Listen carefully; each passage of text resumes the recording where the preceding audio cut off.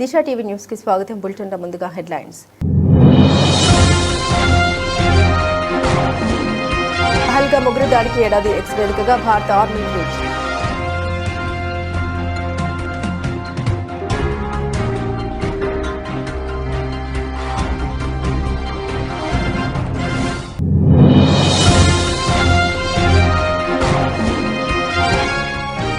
మూడు రోజుల భారత పర్యటనకు వచ్చిన దక్షిణ కొరియా అధ్యక్షుడు ఇరు దేశాల సంబంధాలు బలోపేతమయ్యే దిశగా పలు ఒప్పందాలు.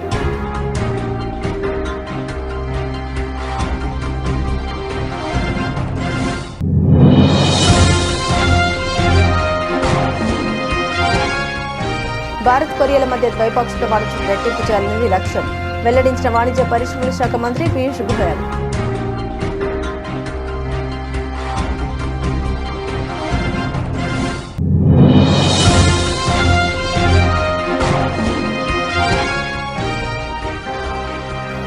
ఇండియా పోస్ట్ 16% బలమైన వృద్ధి సాధించింది స్పష్టం చేసిన కేంద్ర మంత్రి జ్యోతిరాదిత్య సింధియా.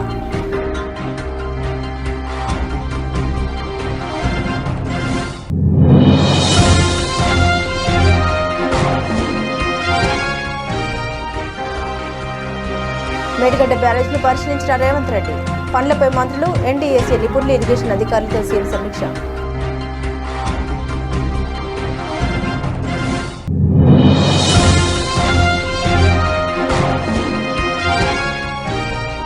యాభై శాతం సీట్ల పెంపు, 33% మహిళల రిజర్వేషన్లో అన్యాయం ఎక్కడ ఉంది? కాంగ్రెస్ మరియు దాని మిత్రపక్షాన్ని ప్రశ్నించిన ఏపీ సీఎం చంద్రబాబు.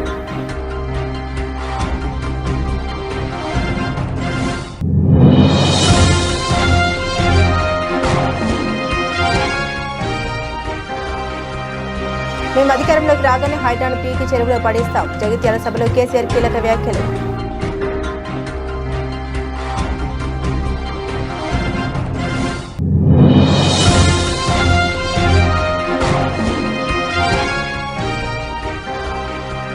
చంద్రబాబుకు ప్రత్యర్థుల్ని ఎదుర్కొనే ధైర్యం లేదు, అందుకే వ్యక్తిత్వ హననాలు, తప్పుడు కేసులు పెట్టారని మండిపడ్డ అంబటి రాంబాబు.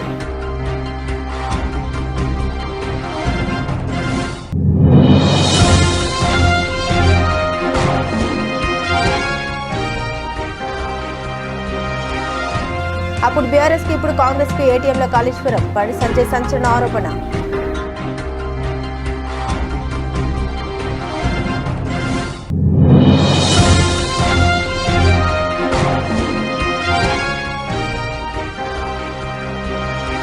మంత్రి పదవి కోసమే వైఎస్ జగన్ పై బుచ్చయ్య చౌదరి నీచ విమర్శలు. మాజీ ఎంపీ మార్గని భారత్ ఫైర్.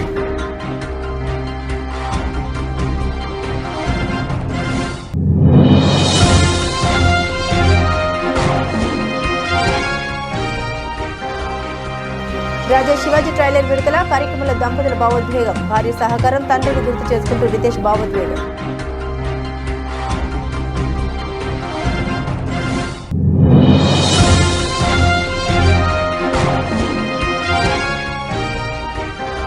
$79,000కు చేరువలో సెన్సెక్స్. భారీ లాభాలతో ప్రారంభమైన స్టాక్ మార్కెట్లు.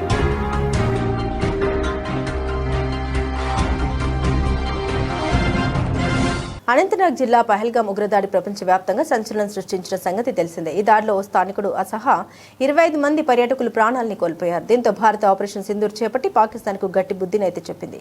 సర్జికల్ స్ట్రైక్ చేపట్టి 100 మందికి పైగా కరుడు గట్టిన ఉగ్రవాదుల్ని పాక్ గడ్డపైనే మట్టుబెట్టింది. అలాగే ఆపరేషన్ మహాదేవ్ పేరుతో ఈ దాడికి పాల్పడిన వారిని హతమార్చింది. పహల్గామ్ ఉగ్రదాడి జరిగి రేపటి సరిగ్గా ఏడాది కానుంది. ఈ సందర్భంగా భారత సైన్యం దృఢ సంకల్పాన్ని, ఐక్యతను ప్రతిబింబించే ఓ శక్తివంతమైన సందేశం ఇచ్చింది.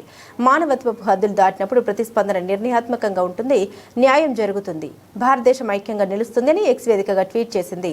2025 ఏప్రిల్ 22న అనంతనాగ్ జిల్లా పహల్గామ్ వద్ద మినీ స్విట్జర్లాండ్ గా పిలిచే బైసరన్ పచ్చిక బయల ప్రాంతాన్ని పర్యాటకులు ఆస్వాదిస్తున్నారు. వారిని లక్ష్యంగా చేసుకుని 3 ఉగ్రవాదులు ఒక్కసారిగా కాల్పులకు తెగబడ్డారు. చిన్న పెద్ద అని తేడా లేకుండా చిక్కిన వారిని చిక్కినట్లే కాల్చివేశారు. వారిని అడ్డుకునేందుకు ప్రయత్నించిన ఓ స్థానికుడిని హతమార్చారు. మొత్తం 26 మంది ప్రాణాలను తీసి అక్కడి నుండి పారిపోయారు. ఈ ఘటన భారతదేశం సహా పలు దేశాలను దిగ్భ్రాంతికి గురి చేసింది. పాక్ ఉగ్రవాద చర్యను అనేక దేశాలు ఖండించాయి. దీంతో జమ్మూ కాశ్మీర్ వ్యాప్తంగా సుమారు 44 పర్యాటక ప్రదేశాలను మూసివేశారు అధికారులు. ఆ తర్వాత ఆపరేషన్ సింధూర్తో పాక్పై భారత్ విరుచుకుపడింది. చివరికి దాడులు ఆపాలంటూ పాక్ కాలబేరానికి వచ్చింది. కాగా జమ్మూ కాశ్మీర్ వ్యాప్తంగా చాలా పర్యాటక ప్రదేశాలు తిరిగి ప్రారంభించినప్పటికీ బైసరన్, చందన్వారి పర్యాటక ప్రదేశాలు మాత్రం ఇంకా మూసే ఉన్నాయి.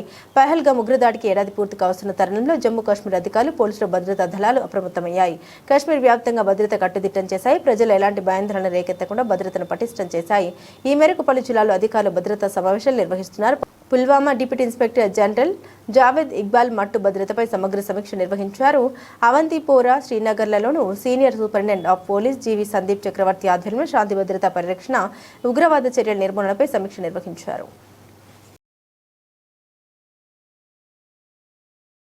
ప్రతి రంగంలోనూ అవకాశాలను అందిపుచ్చుకునే విధంగా దక్షిణ కొరియాతో భాగస్వామ్యం చేసుకుంటున్నామని ప్రధానమంత్రి నరేంద్ర మోదీ తెలిపారు. దక్షిణ కొరియా అధ్యక్షుడు లీ జెమ్యూంగ్ 3 రోజుల పర్యటనలో భాగంగా భారతదేశానికి వచ్చారు. ఇరు దేశాల సంబంధాలు బలోపేతం అయ్యే దిశగా ప్రధాని మోదీ, లీ జెమ్యూంగ్ సమక్షంలో పలు అవగాహన ఒప్పందాలు జరిగాయి. ఈ సందర్భంగా జరిగిన సంయుక్త మీడియా సమావేశంలో ప్రధాని మోదీ మాట్లాడారు. చిప్స్ నుండి షిప్స్ వరకు, టాలెంట్ నుండి సాంకేతిక వరకు, ఎంటర్టైన్మెంట్ నుండి ఎనర్జీ వరకు ప్రతి రంగంలో అవకాశాలను అందిపుచ్చుకునే విధంగా భాగస్వామ్యం కుదుర్చుకున్నట్లు తెలిపారు. వాణిజ్య ఒప్పందాల విలువ 2030 నాటికి $50 బిలియన్ చేర్చేందుకు ప్రయత్నాలు చేస్తున్నట్టు తెలిపారు. 8 वर्ष बाद कोरिया के राष्ट्रपति की यह भारत यात्रा अत्यंत महत्वपूर्ण है. डेमोक्रेटिक वैल्यूज, मार्केट इकोनॉमी और respect for rule of law हम दोनों देशों के डीएनए में है. इंडो पैसिफिक क्षेत्र में भी हमारा कॉमन आउटलुक है. इन सब के आधार पर पिछले 1 दशक में हमारे संबंध अधिक गतिशील और व्यापक हुए हैं और आज प्रेसिडेंट ली की यात्रा से हम इस ट्रस्टेड पार्टनरशिप को फ्यूचरिस्टिक पार्टनरशिप में ट्रांसफॉर्म करने जा रहे हैं. हम चिप से लेकर शिप्स, टैलेंट से लेकर टेक्नोलॉजी, एनवायरमेंट से लेकर एनर्जी, हर क्षेत्र में सहयोग के नए अवसरों को साकार करेंगे और साथ मिलकर दोनों देशों की प्रोग्रेस और प्रॉस्पेरिटी सुनिश्चित करेंगे. భారత్ కొరియాల మధ్య ప్రస్తుతం ద్వైపాక్షిక వాణిజ్యం $27 బిలియన్ ఉందని, రాబోయే 4 ఏళ్లలో రెట్టింపు చేయాలనేది ఉమ్మడి లక్ష్యమని వాణిజ్య పరిశ్రమల శాఖ మంత్రి పీయూష్ గోయల్ అన్నారు. న్యూఢిల్లీలో జరిగిన భారత్ కొరియా బిజినెస్ ఫోరం ప్రారంభ సమావేశంలో ఆయన ప్రసంగించారు. This delta of opportunity from 4 trillion to 30 trillion in the next 2.5 decades provides a once in a lifetime opportunity for businesses to grow and look at bright prospects, particularly given the large, talented young population that India has, the aspirations of 1.4 billion Indians, the fact that we have a rapidly rising middle class with significant increase in their incomes, all of these make for very good destination for Korean investment, Korean manufacturing. Our bilateral trade is of course about $27 billion. We have been tasked by our two leaders, President and Prime Minister, that we should double this by 2030. That's 4 years. So we are looking at about 18% growth if we have to double it in the next 4 years. But I still believe that's not the true potential of this partnership. Given the size and scale of the opportunity, of the work that both countries are doing, the amount of effort that the leadership of the two countries is investing in this relationship, I think we need to focus on unlocking the next phase of this partnership. And towards that end, this visit is going to be a very, very defining భవిష్యత్తులో మరిన్ని గొప్ప మైలురాళ్లను సాధించాలనే దృఢమైన లక్ష్యంతో ఈ సంవత్సరాన్ని విజయవంతంగా ముగిస్తున్నామని తపాలా శాఖ వార్షిక సమావేశంలో కేంద్ర మంత్రి జ్యోతిరాదిత్య సింధియా తెలిపారు. 2025-26 ఆర్థిక సంవత్సరానికి గాను 23 తపాలా సంఖ్యలపై విస్తృతమైన సమీక్ష జరిగిందన్నారు. ఈ సంవత్సరం బలమైన పురోగతిని, నిర్ణయాత్మకమైన అభివృద్ధిని ప్రదర్శించిందని 2024-25 ఆర్థిక సంవత్సరంలో 13,218 కోట్లుగా ఉన్న ఆదాయాలు 2025-26 ఆర్థిక సంవత్సరానికి 15,296 కోట్లకు పెరగడంతో ఇండియా పోస్ట్ 16% బలమైన వృద్ధి సాధించిందని పేర్కొన్నారు. ఇది ఒక చారిత్రాత్మక మైలురాయిని అభిప్రాయపడ్డారు. FY 25-26, which means 31st of March 26, less than a month ago, we closed at 15,296 crores in terms of revenue, which is a growth rate of 16%. It's the first time probably that we've hit upwards of 15% in growth rate, probably in a long time in this department. So it has been a very, very historic year for the Department of Posts, and I'd like to once again congratulate and thank every single member of our family who has worked tirelessly to make this possible. As you're aware, we've also come out with 3 new products. We are looking at now increasing the penetration of many of our services, acquiring new customers, performing against very, very strict Six Sigma service level agreements with all our clients to post an even greater growth rate over the next fiscal year. And I'm glad to report that we had set a very, very stiff target for this year, knowingly, which was close to 17,000 crores.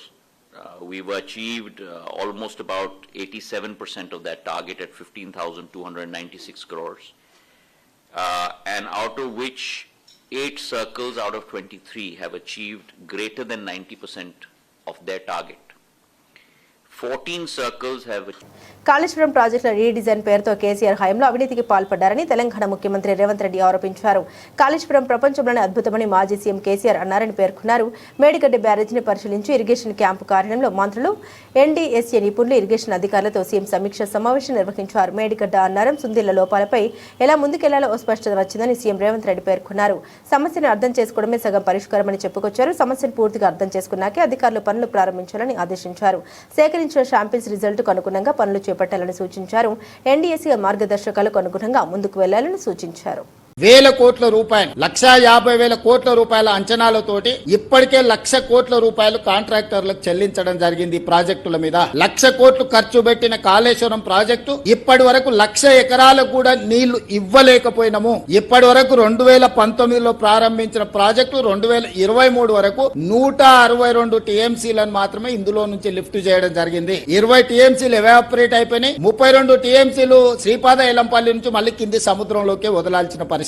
So Kaleshwaram మీద 1,00,000 కోట్ల రూపాయల ఖర్చు పెడితే ఇప్పటి వరకు నికరంగా 1,00,000 ఎకరాలకు కూడా నీళ్లు ఇవ్వలేకపోయినాము. అట్లని 1,00,000 కోట్లు ఖర్చు పెట్టిన ప్రాజెక్టును గాలికి వదిలేసే పరిస్థితి లేదు. వదిలితే ఒక భారము, పునర్నిర్మిస్తే ఇంకొక భారం. కానీ ఇందులోనే అన్ని చర్చలు చేసి వీటన్నిటిని కూడా రిపేర్ చేసుకుని మళ్ళీ ఈ తెలంగాణ ప్రాంతానికి నీళ్లు అందించడానికి అవసరమైన పనులు చేయాలని చెప్పి ఈ రోజు మేము నిర్ణయం తీసుకున్నాం. దాంట్లో భాగంగానే పొలిటికల్ విజిట్ కాదు, ఇది ఎక్స్పర్ట్స్ విజిట్. ఎక్స్పర్ట్స్ విజిట్ లో పొలిటికల్ ఎగ్జిక్యూటివ్స్ మేమందరం ఇన్వాల్వ్ అయినాం. ఆ ప్రభుత్వం అధికారంలో ఉన్నప్పుడే ప్రాజెక్టులో సమస్యలు రాగానే ఎన్డీఎస్ఏ పర్యటించి 2023 నవంబర్ 1 తారీఖు నాడు ప్రాథమిక నివేదిక ఇచ్చింది. డిజైన్లలో లోపం ఉంది, నిర్మాణంలో లోపం ఉంది, నాణ్యతలో లోపం ఉంది, నిర్వహణలో కూడా లోపం ఉంది. కాబట్టి దీన్ని పూర్తి స్థాయిలో సాంకేతికంగా విశ్లేషించిన తర్వాతనే ముందుకు వెళ్తాం. ఈ ప్రాజెక్టులలో నీళ్లు నింపడం కూడా ప్రమాదకరము అని చెప్పి ఎన్డీఎస్ఏ మొట్టమొదటి నివేదిక చంద్రశేఖరరావు గారు ముఖ్యమంత్రిగా ఉన్నప్పుడే ఇచ్చింది. అప్పుడు కూడా ఎదురుదాడి చేసిండ్రు తప్ప తక్షణమే చర్యలు తీసుకోవడానికి ప్రయత్నం చేయలేదు. ఆ తర్వాత విజిలెన్స్ అండ్ ఎన్ఫోర్స్మెంట్ నివేదిక ఇచ్చింది. ఆ తర్వాత ఎన్డీఎస్ఏ పూర్తి స్థాయి నివేదిక ఇచ్చింది. ఆ తర్వాత కాంగ్రెస్ పార్టీ అధికారంలోకి వచ్చిన తర్వాత విచారణకు జ్యుడిషియల్ కమిషన్ ఇస్తే పీసీ ఘోష్ గారు 645 పేజీల రిపోర్ట్ సవివరంగా ప్రభుత్వం వైపు నుంచి పొలిటికల్ ఎగ్జిక్యూటివ్ చేసిన తప్పులు, ఎగ్జిక్యూటివ్ ఆఫీసర్స్ చేసిన తప్పులు, నిర్మాణ సంస్థ చేసిన తప్పులు, ఇందులో అంచనాలను పెంచి ఏ విధంగా దోసుకున్నారు సంపూర్ణంగా నివేదిక ఇచ్చింది. ఏ రాష్ట్రం కూడా సీట్లను కోల్పోదని ప్రధాని మోదీ స్పష్టం స్పష్టం చేశారని ఏపీ సీఎం చంద్రబాబు అన్నారు. తమిళనాడు ఎన్నికల ప్రచారంలో భాగంగా చంద్రబాబు మీడియాతో మాట్లాడారు. 50% సీట్ల పెంపు, 33% మహిళా రిజర్వేషన్, ఇందులో అన్యాయం ఎక్కడ ఉందని కాంగ్రెస్ మరియు దాని మిత్రపక్షాన్ని ప్రశ్నించారు. అలాగే డబుల్ ఇంజన్ సర్కార్ బుల్లెట్ వేగంతో అభివృద్ధి చేస్తుందని ఈ సందర్భంగా ఆయన పేర్కొన్నారు. కేంద్రం అనేక పథకాలను దక్షిణాది మెట్రో నగరాలను కలిపే హైస్పీడ్ రైళ్లను అభివృద్ధికి సరిపడా నిధుల్ని అందించిందని తెలిపారు. 2-3 times Vajpayee NDA 1 has introduced the bill. Congress didn't support. Again, Congress UPA has come. They brought the bill. Parliament, Rajya Sabha, they passed the bill with the support of BJP. Lok Sabha, not supporting their allies in the name of that, they denied, they postponed. Again, 23, Honorable Prime Minister introduced the bill. He was able to communicate, convince the nation. With that pressure, they are able to pass the bill. Again, Honorable Prime Minister wanted to prepone in execution. That bill is very clear. After the census, then only delimitation. Even we have to keep in mind, even 2001 delimitation bill has brought. At that time, Vajpayee was the Prime Minister. South India population compared to North India is reducing. If you go to 91 census, we should have lost seats. He made it very clear. Every state will have standard, same. గ్రామ పంచాయతీల్ని నాశనం పట్టించారని, మున్సిపాలిటీలను మురికి కూపంగా పట్టించారని కాంగ్రెస్ పాలనపై BRS అధినేత కేసీఆర్ మండిపడ్డారు. మరి ఏం సక్కగుందని ప్రశ్నించారు. అందుకే కాంగ్రెస్ పోవాలి, బీఆర్ఎస్ రావాలని జీవన్ రెడ్డి వంటి సీనియర్ నాయకులు అంటున్నారని తెలిపారు. వాళ్ళ నోటి నుండి వట్టిగానే ఆ మాట వస్తుందా, బాధ్యత లేకుండానే వస్తుందా అని ప్రశ్నించారు. ఏం చూసినా చక్కగా లేకపోతే పొద్దున్న లేస్తే దోపిడీ తప్ప ఇంకోటి లేకపోతే ఎందుకు ఈ పరిస్థితి వస్తుందని అడిగారు. హైదరాబాద్లో హైడ్రా ఉందని, నిజామాబాద్కు నిద్ర తీసుకొస్తామని పీసీసీ ప్రెసిడెంట్ ఒకరు చెబుతున్నారని మండిపడ్డారు కేసీఆర్. రేపు జగిత్యాలకు జిడ్రా అంటాడని సెటర్ వేశారు. మీకేం కావాలి, పేదల్లో కొంపలు కూల్చడమేనా అని ప్రశ్నించారు కేసీఆర్. హైడ్రాని తెచ్చిపెట్టింది. దానికి ఆ హైడ్రాకు ఆ పీసీసీ ప్రెసిడెంట్ అని ఉంటాడు ఆయన, కాంగ్రెస్ కమిటీ అధ్యక్షుడు. ఆయన నిజామాబాద్లో పోయి చెప్తుండు, హైదరాబాద్లో హైడ్రా, నిజామాబాద్ కూడా తెత్తం బిడ్డ, నిజామాబాద్లో నిడ్రా, రేపు జగిత్యాలలో కూడా జిడ్రా అంటాడు. ఇక అది ఏం కావాలి, మొత్తం పేదల కొంపలన్నీ కూల్చుడేనా? కేసీఆర్ రాజ్యానికి వచ్చినప్పుడు 3.5 లక్షల మందికి పేదలు ఎక్కడ ఉన్నారో అక్కడనే పట్టాలు ఇచ్చినాం. వాళ్ళని ఆగం చేయకుండా పాపం గరీబోళ్ళు 3.5 లక్షల కుటుంబాలకు హైదరాబాదు చుట్టుపక్కల వేరే పట్టణాల్లో కూడా పట్టాలు ఇచ్చిన వాళ్ళని బతకనిచ్చినాం. ఇలా ఏం కూలగొట్టుడు అది? పుస్తకాలు కూడా తీసుకుని పోరాటాలు చదువుకునేటి అంతే గిరితమా? నేను ఒక్కటే మాట మనం చేస్తా ఉన్నా, గ్యారంటీగా బీఆర్ఎస్ గవర్నమెంట్ వచ్చేది ఖాయం. మొట్టమొదటి రోజులనే ఈ హైడ్రా అంటోని ఎత్తి అవతల వరేస్తామని చెప్పి నేను మనం చేస్తా ఉన్నా. తీసేయన్నా దాన్ని, హైడ్రాని తీసేయనన్నా, పక్క మాటనా? మళ్ళా మొదలు పెట్టిరా ఇక జరాగు, 5 నిమిషాలది అయిపోతుంది. హైడ్రాని పీకేసి మొదటి సంతకంతోనే తీసి చెరువులో వాడేస్తాం దాన్ని. ఇప్పుడు మనం చేయలేం, 46,000 చెరువులు మంచిగా చేసినాం. ఏమన్నా గుడిసె కూడా కొలగొచ్చామా, ఇల్లు కూడా వచ్చామా? ఇదేమి ఇచ్చేంతరం నాకు అర్థం కాదు. మూసి అని దాని ఎంబడి వాడారు, దానికి ఆడ గరీబులు ఉంటారు పాపం. మూసి ఎంబడిన గరీబులను వాళ్ళని ఏమి ఏడిపించడు? పొద్దున్న లేతే వాళ్ళు నిద్ర పోకుండా, వాళ్ళ కంటి మీద కొనుక్కు లేకుండా, అది ఎవరు చేసే ప్రాజెక్ట్ అయ్యేది కాదు, పీకేది అవుతుందా? 15,000 ఇల్లు కూడా కొడతారట. ధర్మమేనా అది? ఈ రకంగా ఇప్పుడు పనికి మాలిన హైడ్రా తెచ్చి మూసి అది చెయ్యాలి, మూసి మంచిగా చేయాల్సిందే వద్దనే వాడు అన్నాడు. అన్ని వేల ఇల్లు కూడా కొట్టడం ఎందుకు నాకు అర్థం కాదు. అలా ఏం లేదు, భూములు కబ్జా పెట్టే రియల్ ఎస్టేట్ దందా తప్ప దానిలో ఏం లేదు. మూసి ప్రజల కోసం కాదు, నగర ప్రజల కోసం కాదు, ఈజీగా చేయగలిగిన దాన్ని, మామూలుగా చేయగలిగిన దాన్ని నాశనం పట్టి దానికి కథం పడతా ఉన్నా. ఏది చూసినా కూడా ఒక రకమైన దోపిడీ, ఒక రకమైనటువంటి గుండాగిరి, అరాచక వ్యవస్థతో ముందుకుతున్నారు తప్ప ప్రజా సంక్షేమాన్ని కాంక్షించి ఒక్క స్కీమ్ కూడా రాలే. వైఎస్ఆర్సీపీని రాజకీయంగా ఎదుర్కొనే ధైర్యం లేక చంద్రబాబు వ్యక్తిత్వ హననం, తప్పుడు కేసులు, అనుకూల మీడియా సహాయంతో దుష్ప్రచారాలకు దిగుతున్నారని వైఎస్ఆర్సీపీ నేత మాజీ మంత్రి అంబటి రాంబాబు ఆక్షేపించారు. ఎప్పుడు పూర్తవుతుందో తెలియని అమరావతి కోసం లక్షల కోట్లు పెట్టేందుకు సిద్ధమైపోతున్నారని, అన్ని విధాలా మంచిదైన మావిగన్ ప్రతిపాదన చేస్తే మాత్రం ట్రోలింగ్ చేయిస్తున్నారని మండిపడ్డారు. రాజకీయంగా ఏమాత్రం నైతిక విలువలేని వ్యక్తి చంద్రబాబుని ఎన్డీఏలో ఉంటూ రేవంత్తో చట్టాపట్టాలు వేసుకుని తిరగడమే దీనికి నిదర్శనమన్నారు. రాజకీయంగా ఎదుర్కోవాలనేటువంటి ఉద్దేశం చంద్రబాబు నాయుడు గారికి లేదు. ఎలా ఎదుర్కోవాలి అంటే వ్యక్తిత్వ హననం చేయటం, పోలీసుల చేత ఫాల్స్ కేసులు పెట్టడం, భయపెట్టడం, లేదు ఆయనకున్నటువంటి మీడియా శక్తితో కళ్ళబొల్లి మాటలు చెప్పి దుష్ప్రచారం చేయటం. ఉదాహరణకి మావిగన్ అనే ఒక ప్రపోజల్ని గౌరవ మాజీ ముఖ్యమంత్రి జగన్మోహన్ రెడ్డి గారు తీసుకొచ్చారు. అది తీసుకొచ్చి దగ్గర నుంచి ఎన్ని రకాలుగా అది పెద్ద భూతపదమైనట్టు మావిగన్ అనేది, అది అసలు అసాధ్యమైనట్టు రకరకాలుగా ట్రోల్ చేశారు. రకరకాలుగా వాళ్ళకు ఉన్నటువంటి ఛానల్స్ చెప్పించేటటువంటి ప్రయత్నం చేశారు.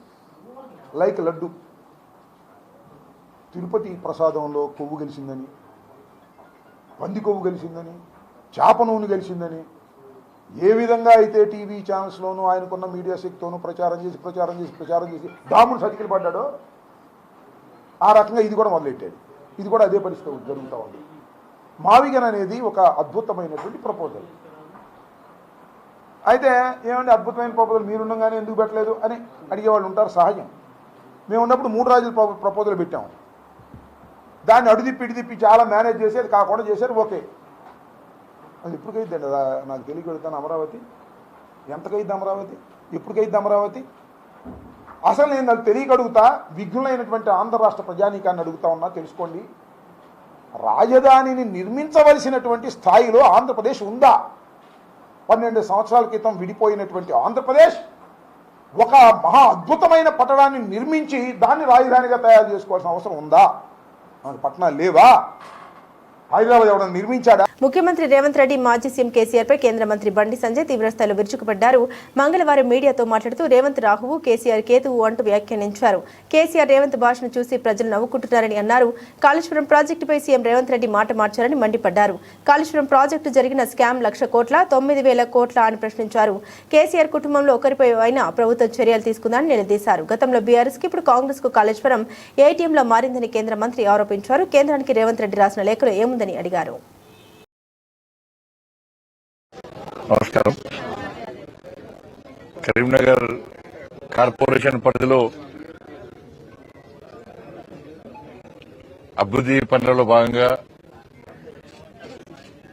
అమృత్ 2 ద్వారా కేంద్రం నుంచి వచ్చిన నిధుల నుండి ఈ కరీంనగర్ కార్పొరేషన్లోని 3 చెరువులు, కొత్తపల్లి, రేకుర్తి, తిరువోటపల్లి, ఈ చెరువులను ఆధునీకరించాలి, అభివృద్ధి చేయాలనే ఒక లక్ష్యంతో పనులు ప్రారంభించడం జరిగింది. నిన్న కొత్తపల్లి, తిరువోటపల్లి చెరువులలో అభివృద్ధి పనులు ప్రారంభించడం జరిగింది. ఈరోజు రేకుర్తికి సంబంధించి 1,98,00,000 నిధులతోని ఈ ప్రాంతాన్ని మొత్తం, ఈ చెరువు కట్ట ప్రాంతాన్ని అంతా కూడా ఆధునీకరించడం, అందంగా తీర్చిదిద్దడం, ఒక పర్యాటక కేంద్రంగా తయారు చేయడం, దాంతోపాటు ముఖ్యంగా కాలుష్య నివారణ కోసము ఇవాళ డ్రైనేజ్ వాటర్ అంతా కూడా దీనికి వచ్చేటువంటి ప్రమాదం ఉంది. అవి రాకుండా ఉండడానికి డ్రైనేజ్ వ్యవస్థను ఏర్పాటు చేసి కొంచెం హంగు ఆర్భాటాలతో ఒక మంచి ఆలోచనతో ఒక బ్యూటిఫికేషన్ చేయాలని చెప్పే లక్ష్యంతో కేంద్ర ప్రభుత్వం ఈ అమృత్ నిధులను కేటాయించడం జరిగింది. 5,82,00,000 రూపాయల నిధులను ఈ 3 చెరువుల కోసం ఇవ్వడం, ఇలా 1,98,00,000 ఈ రేకుర్తి చెరువును చాలా అందంగా తీర్చడం, ఒక పర్యాటక కేంద్రంగా మార్చడం, ప్రజలందరూ వచ్చి సేద విధంగా కరీంనగర్ కార్పొరేషన్ లో మహిళా బిల్లు సాక్షిగా తెలుగుదేశం పార్టీ కపట బుద్ధి కాంగ్రెస్ పార్టీతో చంద్రబాబు నాయుడు నడుపుతున్న రహస్యాల ఆలోచి రాజకీయాలు దేశ ప్రజల ముందు బట్టబయలయ్యాయని మాజీ ఎంపీ మార్గని భరత్ విమర్శించారు. రాజమండ్రిలోని వైఎస్ఆర్సీపీ కార్యాలయంలో జరిగిన మీడియా సమావేశంలో ఆయన మాట్లాడారు. ఒకవైపు కాంగ్రెస్ ను విమర్శిస్తూనే మరోవైపు ఆ పార్టీ ముఖ్యమంత్రి రేవంత్ రెడ్డితో టీడీపీ నేతలు చట్టబట్టలేసుకుని తిరగడం వారి ద్వంద్వ నీతికి నిదర్శనమని మండిపడ్డారు. టీడీపీ సీనియర్ నేత బుచ్చయ్య చౌదరిపై నిప్పులు చెరుగుతూ 80 ఏళ్ల వయసులో కేవలం మంత్రి పదవి దక్కించుకోవాలని ఆశతో వైఎస్ జగన్ పై పచ్చి అబద్దాలు ప్రచారం చేయడం దుర్మార్గమని మండిపడ్డారు. సీనియర్ మోస్ట్ ఎమ్మెల్యే ఆంధ్రప్రదేశ్ రాష్ట్రంలో సిట్టింగ్ ఎమ్మెల్యే ఉన్నాడు బుచ్చయ్య చౌదరి గారు. సరే ఎంత పచ్చి అబద్దాలు మాట్లాడుతూ ఉన్నాడు అంటే ఒక మంత్రి పదవి గురించి నాకు తెలిసి 82-83 సంవత్సరాలు అనుకుంటా ఆయనకి. ఈ వయసులో ఈ లేట్ వయసులో ఏదో రకంగా నన్ను కనుకరించిపోతారా, ఒక ముఖ్యమంత్రి ఒక మంత్రిగా ఇవ్వకపోతారా అని ఆయన బుచ్చయ్య చౌదరి గారు నిన్న జగన్మోహన్ రెడ్డి గారిని ఉద్దేశించి ఎంత అన్యాయంగా మాట్లాడానంటే, పరిటాల రవి గారి యొక్క హత్యలో జగన్మోహన్ రెడ్డి గారు అప్పుడు రాజశేఖర్ రెడ్డి గారు ఆయన ఆధ్వర్యంలో జరిగింది హత్య అని చెప్తా ఉన్నాడు. నేను అడుగుతా ఉన్నా, ఎందుకండి బుచ్చయ్య చౌదరి గారు 8-10 వయసులో మీ కొడుకు వయసున్న జగన్మోహన్ రెడ్డి గారి పైన అసలు టీవీ బాంబు పెట్టి ఏ రకంగా మద్దెల చెరువు సూరి గారు వాళ్ళ కుటుంబ సభ్యులు చనిపోయారో టీవీ బాంబు వ్యవహారంలో మరి రాజా శివాజీ చిత్రానికి తాను పడిన కష్టాన్ని భార్య జెనెలియా అందించిన సహకారాన్ని తన తండ్రిని తలుచుకుంటూ సినీ నటుడు రితేష్ దేశ్ముఖ్ ఎమోషనల్ అయ్యారు. ఆయన పక్కన ఉన్న జెనెలియా ఆ మాటలకు భావోద్వేగంతో కంటతడి పెట్టుకున్నారు. రాజా శివాజీ చిత్రం ట్రైలర్ విడుదల కార్యక్రమంలో వీరిద్దరు భావోద్వేగానికి గురయ్యారు. ఇద్దరు భావోద్వేగానికి గురి కావడంతో అక్కడ కాసేపు గంభీరమైన వాతావరణం కనిపించింది. ఛత్రపతి శివాజీ జీవిత కథ ఆధారంగా తెరకెక్కిన ఈ సినిమా రాజా శివాజీది ఇది తన డ్రీమ్ ప్రాజెక్టు కావడంతో రితేష్ దేశ్ముఖ్ టైటిల్ పాత్ర పోషిస్తూ దర్శకత్వం వహించారు. ఈ చిత్రంలో జెనెలియా కూడా నటించారు. సంజయ్ దత్, అభిషేక్ బచ్చన్, విద్యా బాలన్ తదితర ప్రముఖులు కీలక పాత్రల్లో నటించారు. మే 1న ఈ సినిమా విడుదల కానుంది. అంతర్జాతీయంగా నెలకొన్న సానుకూల పరిణామాలతో మంగళవారం ఉదయం భారత స్టాక్ మార్కెట్లు భారీ లాభాల్లో ట్రేడ్ అవుతున్నాయి. అమెరికా, ఇరాన్ మధ్య శాంతి చర్చలు జరగవచ్చన్న ఆశలు, అంతర్జాతీయంగా ముడి చమురు ధరలు తగ్గడం వంటి అంశాలు మార్కెట్ సెంటిమెంట్ ను బలపరిచాయి. దీంతో సూచీలు పరుగులు పెట్టాయి. సెన్సెక్స్ చారిత్రాత్మక 79,000 మార్కుకు అత్యంత చేరువలో కదలాడుతుంది. ట్రేడింగ్ ప్రారంభమైన కాసేపటికే సెన్సెక్స్ 445 పాయింట్లు లాభపడి 78,966 వద్ద ఇంట్రాడే గరిష్ట స్థాయికి చేరుకుంది. నిఫ్టీ కూడా 118 పాయింట్లు పెరిగి 24,483 వద్ద ట్రేడ్ అయింది. రంగాల వారీగా చూస్తే reality, private bank, metal, consumer durables షేర్లలో కొనుగోలు జోరు కనిపించింది. అయితే SBI life, HDFC life, Infosys, doctor Reddy's వంటి కొన్ని షేర్లు నష్టాల్లో పయనించాయి.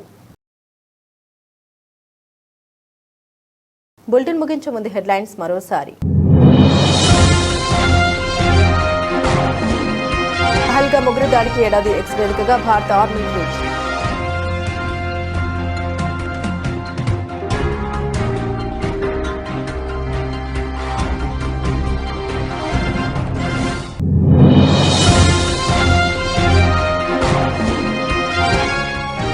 మూడు రోజుల భారత పర్యటనకు వచ్చిన దక్షిణ కొరియా అధ్యక్షుడు. ఇరు దేశాల సంబంధాలు బలోపేతమయ్యే దిశగా పలు ఒప్పందాలు.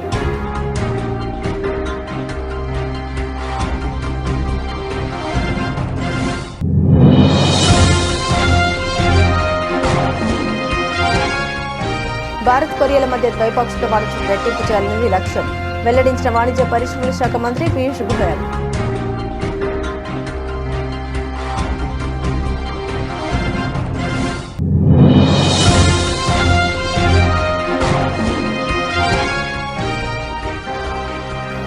ఇండియా పోస్ట్ 16% బలమైన వృద్ధి సాధించింది స్పష్టం చేసిన కేంద్ర మంత్రి జ్యోతిరాదిత్య సింధియా.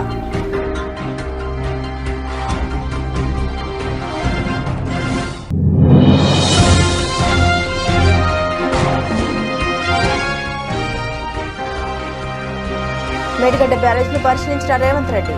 పనులపై మంత్రులు, ఎన్డీఏసీ నిపుణులు, ఇరిగేషన్ అధికారులతో సీఎం సమీక్ష.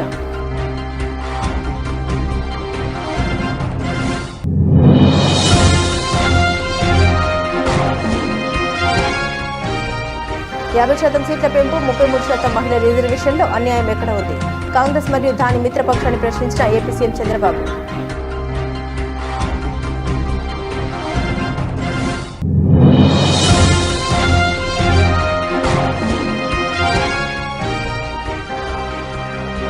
మేము అధికారంలోకి రాగానే హైడ్రాను పీకి చెరువులో పడేస్తాం. జగిత్యాల సభలో కేసీఆర్ కీలక వ్యాఖ్యలు.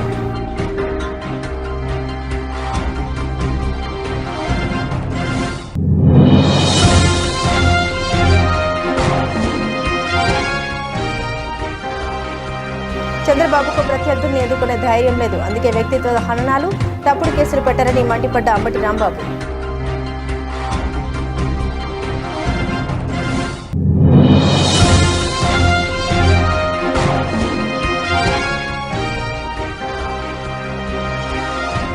అప్పుడు బీఆర్ఎస్ కి ఇప్పుడు కాంగ్రెస్ కు ఏటీఎంల కాళేశ్వరం. బండి సంజయ్ సంచలన ఆరోపణ.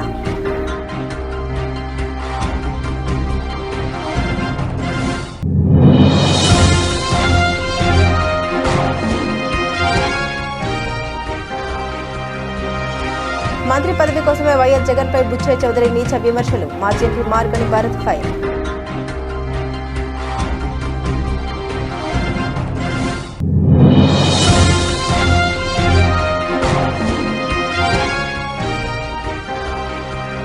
రాజా శివాజీ ట్రైలర్ విడుదల. కార్యక్రమంలో దంపతుల భావోద్వేగం. భార్య సహకారం, తండ్రిని గుర్తు చేసుకుంటూ రితేష్ భావోద్వేగం.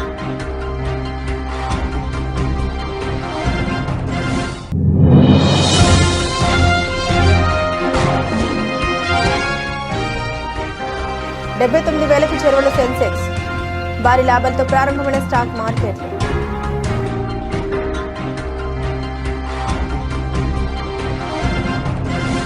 ఇవి బులెటిన్లోని విశేషాలు. తిరిగి మరో బులెటిన్తో మళ్ళీ కలుసుకుందాం. అంతవరకు సెలవు. నమస్కారం.